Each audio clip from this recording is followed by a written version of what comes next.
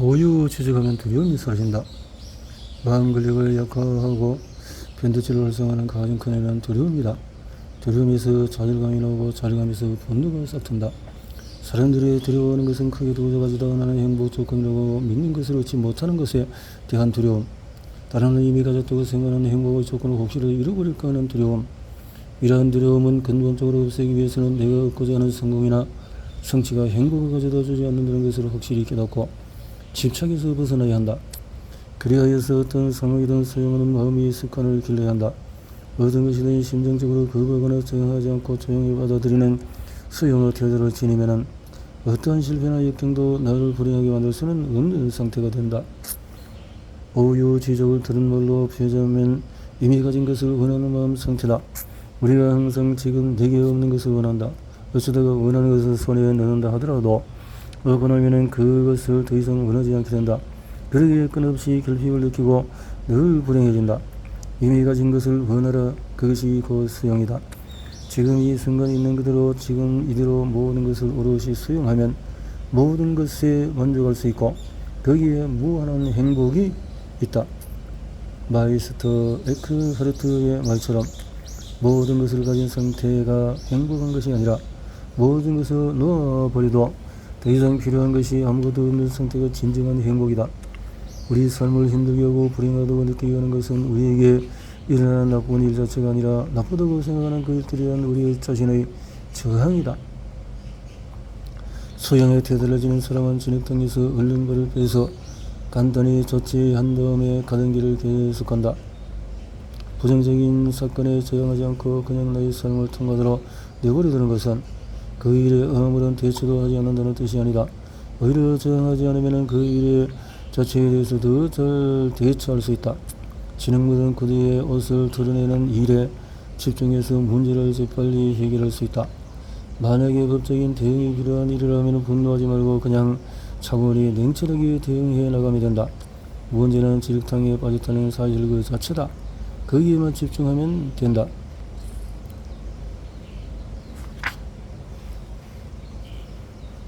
어떤 일에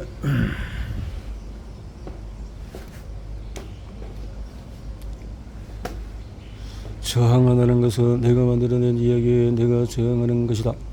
나의 내면에서 저항의 대상을 만들어내고 스스로 저항하는 것이다. 모든 저항은 내가 나에 대해서 하는 것이다. 우리가 저항하는 것은 두 가지다. 하나는 일어난 일, 다른 하나는 아직 일어나지 않았으나 혹시 일어날지도 모르는 일, 둘 다 무의미한 저항이다. 지금 잠시 책을 내려놓고 두 손바닥을 마주하게 해서 강하게 밀어보라. 내 분노의 진짜 원인을 찾아보자. 내 분노의 진짜 원인을 찾아보자. 화를 잘 내는 사람은 어떤 일에 대해서 최악의 가능성을 생각하는 습관이 있다. 누군가 나를 무시하지 않을까 늘 두려워하는 마음이 있기 때문에 조금이라도 그렇게 해석할 수 있는 일이 생기면 무조건 그 사람이 나를 무시했으니 그런 행동이나 말을 한 것이다라고 단정 지어버린다. 집착을 버리고 수용하면 두려움이 사라진다. 불교의 기본 텍스트인 반야신경은 원저자가 누구지도 알 수 없는 오래된 경전이다. 반야신경의 핵심을 한마디로 정리하자면 마음에 걸리는 것이 없어야 두려울 것이 없게 되며 그것이 최고의 행복인 일반에 이르는 길이라는 것이다. 마음에 걸리는 것이 없다는 것은 살아가면서 실시간으로 벌어지는 일들을 순간순간 모두 수용한다는 뜻이다. 무엇에도 집중하지 않는 것은 우리를 무조건적인 행복으로 안내한다. 무조건적인 행복은 어떤 상황에도 무조건 행복이 한다는 뜻이 아니다. 그보다는 어떠한 조건에도 의존하지 않는 행복이라는 뜻이다. 고통은 매우 현실적이다. 인생을 살다 보면 몸이 아프고 마음이 안 아플 수가 없다. 지금 자신에게 질문을 던져보라. 만약 누군가 내 삶을 이러저러한 이유로 행복하다고 말한다면 아마도 스스로 행복의 조건을 충족했다고 생각했기 때문일 것이다. 감사. 모든 것을 받아들이는 수용의 상태는 감사하는 마음을 발전할 수 있다. 전전도 없이 저런 자기 자신과 타인에 대해서 긍정적인 정보를 처리할 때 가장 크게 활성화한다. 타인 긍정. 감사하기가 내 어떤 변화를 가져오는지를 구체적으로 살펴보기 위해 나는 교수 등과 공동 연구를 했다. 그랬더니 또 감사 명상은 모든 비험자의 심박수를 낮추고 불안장애의 증상을 폭넓게 완화할 수 있음을 암시했다. 한 결과였다.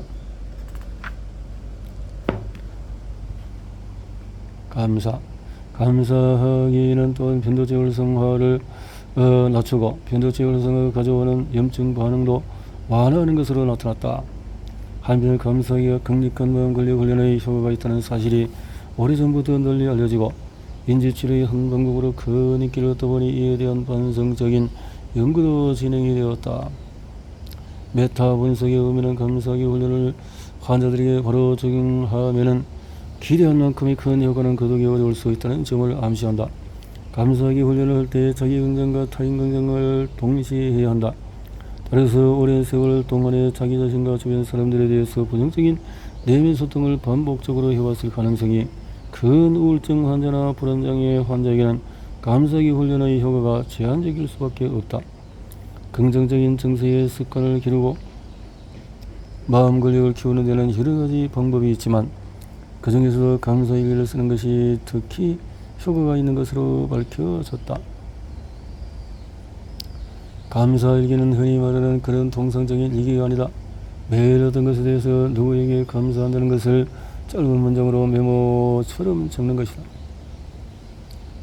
전작 회복탄력성에서도 나는 감사일기를 쓰는데 그거를 강조했는데 실제로 감사일기를 써본 많은 분들이 효과를 보았다고 피드백을 주기도 했다. 감사일기를 잠자리에 들기 전에 쓰면 우리의 뇌는 그날 하루 있었던 일을 곰곰이 회상해 보면서 그 중에서 감사할 만한 일을 찾게 된다. 종교에 있는 사람은 감사 훈련을 때 효과적으로 할 수 있는데 바로 감사 기도입니다. 감사하는 마음은 어떤 것을 기대하지 않았는데도 불구하고 주어졌을 때 더 크게 느끼게 마련이다. 존중. 어떤 대상을 존중하는 것은 그 대상에서 나를 넘어서는 더 크고 높고 위대한 어떤 것을 발견한다는 뜻이다. 그냥 겉으로 보이는 모습 너머에 더 큰 무언가를 보는 마음가짐이 존중심이다. 나를 높이는 마음이 남을 낮추는 마음이 되는 것이 아니라 오히려 반대로 나를 높이는 마음이 타인에 대한 존중으로 발현된다. 주변 사람들을 무시하거나 나보다 지위가 낮은 사람을 업신여기거나 함부로 대하는 사람들의 공통점은 속으로 자기 자신을 비하하며 살아간다는 것이다. 존중심은 도덕성의 근본이기도 하다. 자기 자신을 귀하게 여기는 사람은 사소한 이익을 위해서 더럽거나 치사하거나 부정한 것을 하지 않는다. 나의 고귀한 모습을 보통 몇 푼에 팔아넘길 수는 없기 때문이다. 안정정당에서 벗어나기. 자기 존중심은 자기 가치감에서 온다. 칭찬이나 인정을 받으면 엄청난 쾌감을 느끼고 반대로 고통이나 비판을 받으면 한없이 괴로움을 두려움을 느끼게 된다. 이러한 과정을 반복하게 되면 결국 아이들은 어려서부터 인정이라는 마약 중독이 된다. 학교에 다니 있어가면서 친구들이나 선생님으로부터 존경을 받기 위해서 길수록 노력하고 명품 가방이나 호화로운 식사나 허연 옷차림에 감히 돈을 제출하는 이유다. 그렇다. 어떤 직장을 택하느냐, 어떤 사람과 결혼하느냐, 아이를 키워서 어떤 학교에 보내느냐, 주변 사람의 인정을 얼마나 받을 수 있느냐는 문제로 귀결되는데 이런 사람과 교류할 것인지 어떤 사람과 교류할 것인지 과연 나에게 인정을 줄 사람인지 아니면 비난을 줄 사람인지에 대해서도 결정된다. 어떤 대학을 가고 어떤 직업을 갖고 어떤 직장을 인정 중독에 빠진 사람은 결코 행복해질 수 없다.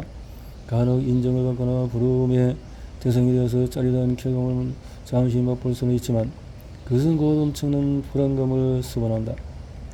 현재 아무리 세상의 인정과 부러움을 한 번에 받는다 해도 그것은 성공이 아니다.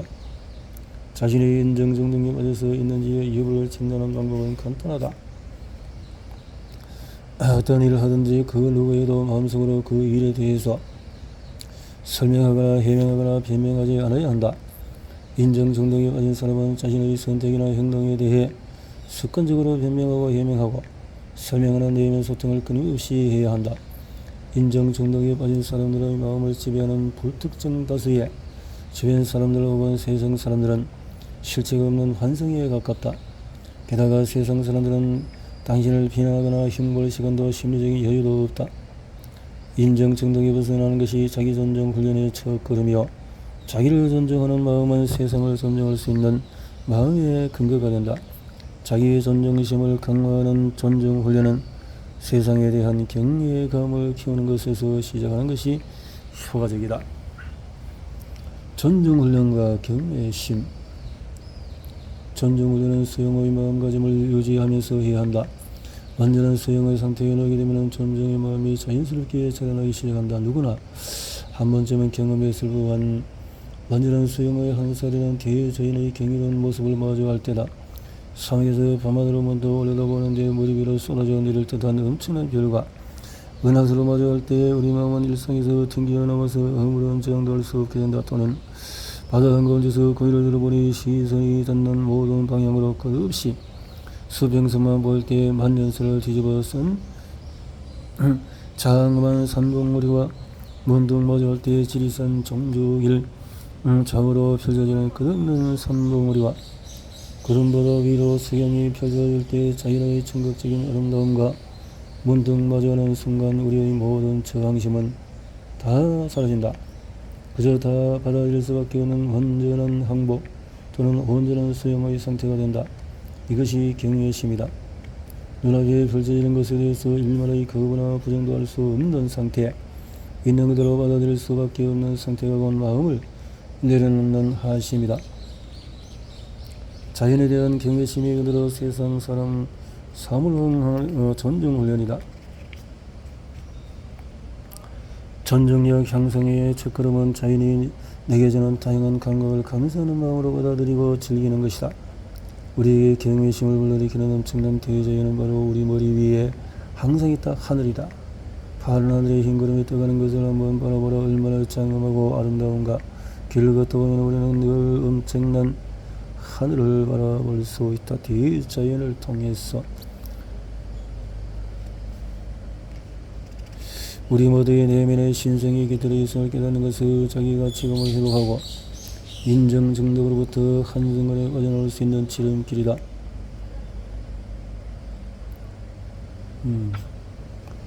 방코 와트라의 및 서원에서 높이 이처럼 자신의 본래 모습을 깨닫는 내면 소통 훈련은 무엇을 더하는 과정이 아니라 잘못된 편견 아직 집착을 덜어내는 수행이라고 할 수 있다. 자신의 진정한 가치를 깨달은 사람은 더 이상 인정 중독의 권리에 얽매이지 않는다. 삶을 지배해왔던 주변 사람들의 시선이나 평가가 사실은 스스로가 만들어낸 전도 몽상임을 깨닫는 순간 다른 사람들의 시선에서 완전히 자유로워진다. 타인의 시선과 평가로부터 자유, 그것이 진정한 자유다. 즐거운 고독의 상태에 있는 사람은 스스로 행복할 뿐 다른 누구도 필요하지 않는다. 나는 당신이 필요합니다. 당신이 없으면 내 삶은 불행입니다. 라고 말하는 사람은 나는 당신의 사랑할 자격도 능력도 없습니다. 라고 고백하는 것이나 마찬가지다.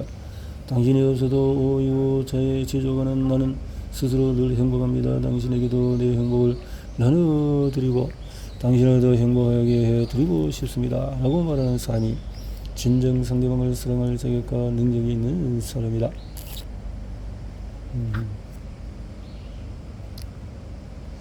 그래, 우리가 만나는 한 사람은 말하자면 전 인류로 통하는 건물이다. 우리는 한 사람을 통해서 사람을 훨씬 더 넘어서는 거대한 존재를 만나게 되는 것이다.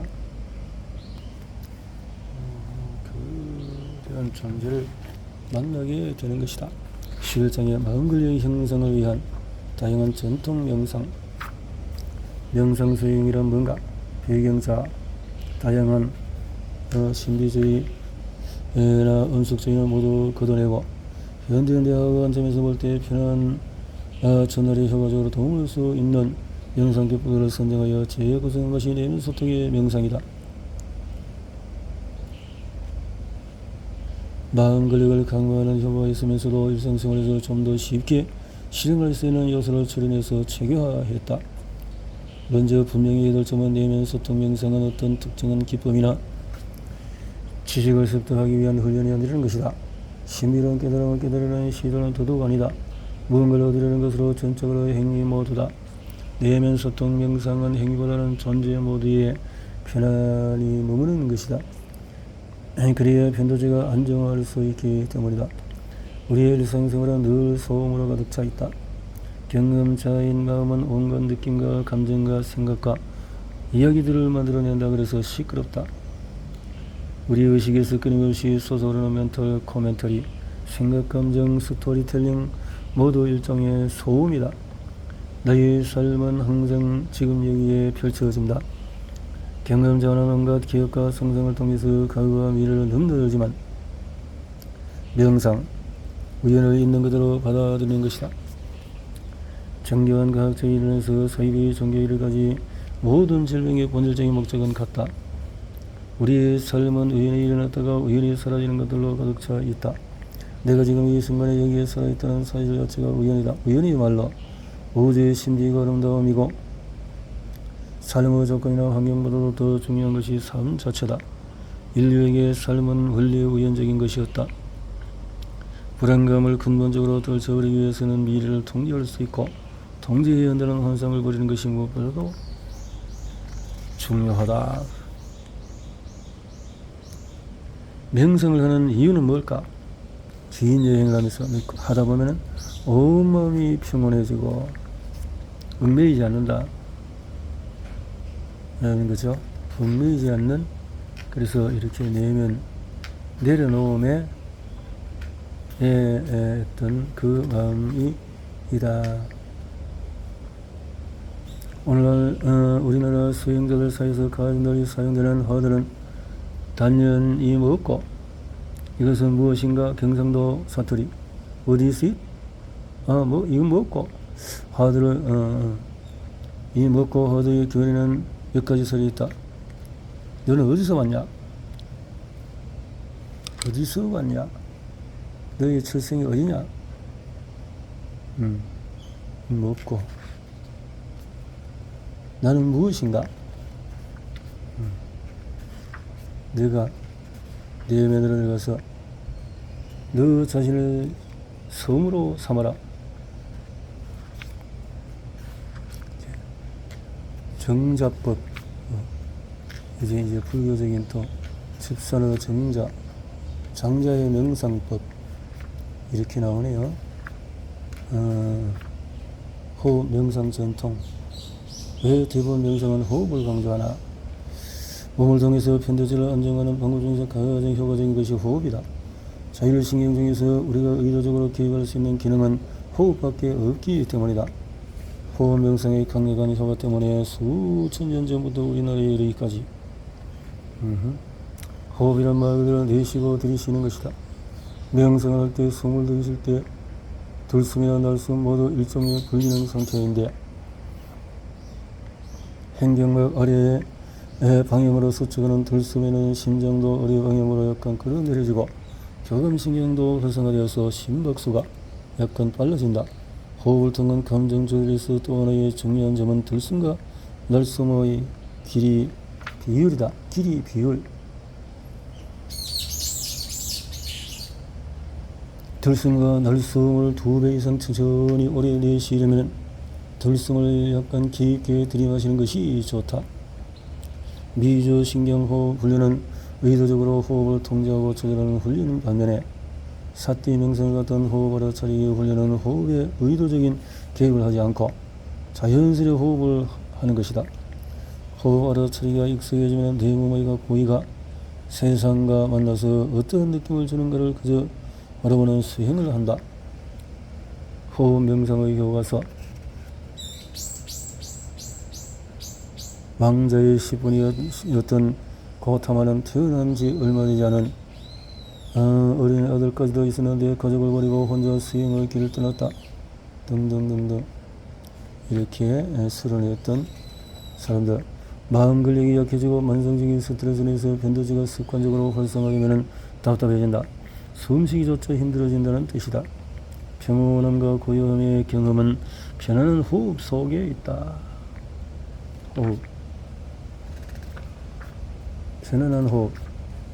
느낌에 대한 몸에 대한 주의할 점은 길게 호흡을 했다가 짧게 했다가 하는 것이 아니다. 호흡을 조절하거나 통제하는 것도 아니다. 있는 그대로 놓아두고 바라보고 경험하는 것이 중요하다. 몸 전체를 경험해서 들이쉬는 것과 내쉬는 것을 훈련하는 것이다. 전체 몸의 작용을 고요하게 하면서 들이쉬고 내쉬고 하는 것이다. 여기서 다섯 번째부터는 여기서 새 기쁨과 행복, 마음작용을 각각 경험하면서 들이쉬고 내쉬고 훈련하는 것이다. 기쁨, 감격. 기쁨은 명상 수행에서 느낄 수 있는 기분 좋은 쾌감이나 즐거움 등을 뜻한다.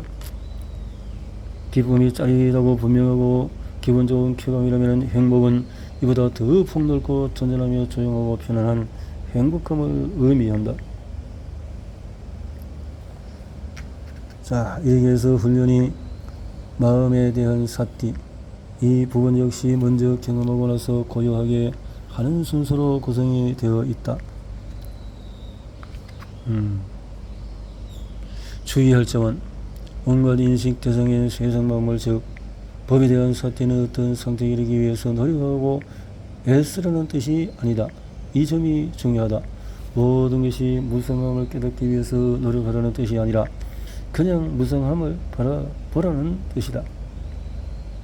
몸 전체인가 호흡 전체인가?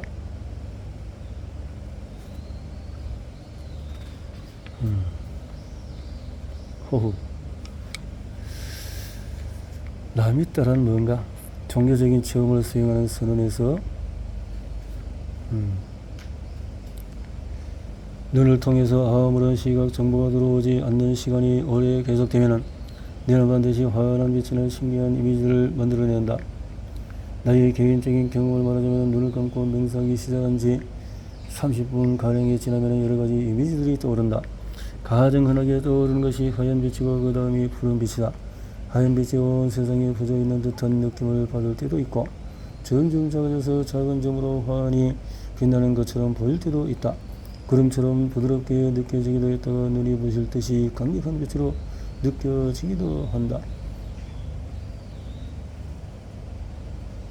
남 근력. 호흡에 관한 10가지 단상은 진동. 호흡은 들숨과 늘숨이 주기적으로 반복하는 일종의 진동이다. 변화. 호흡할 때마다 호흡은 우리 몸을 변화시킨다. 자율신경에는 스스로 의도를 갖고 통제할 수가 없다. 몸과 마음은 우리 몸은 몸적인 존재다. 호흡은 세포에 산소를 공급하기 위한 움직임이다. 움직임 모든 행위와 움직임에는 호흡이 수반된다. 호흡은 늘 지금 여기에서 일어나는 일이다. 날숨에는 우리의 영혼이나 영향력뿐 아니라 수백 종류의 가스도 담겨 있다. 목소리를 내어서 말하기 위해서는 호흡을 통해서 날숨으로 성질을 진정시켜야 한다. 호흡은 우리 몸에 산소를 공급하는 행위다. 태양계에 처음 지구가 생겼을 즈음에 흑백 사진인가 컬러 사진인가 색을 채워 넣는 네오 추론 무의식적이도 자동적인 추론 내는 사람의 얼굴에는 해석의 틀을 좋아한다. 처음 주어진 시각적인 늑대일 것이라고 추론했는데 한 걸음 뒤로 물러나니까 늑대가 아니네. 자, 워커브 블랭킷 이렇게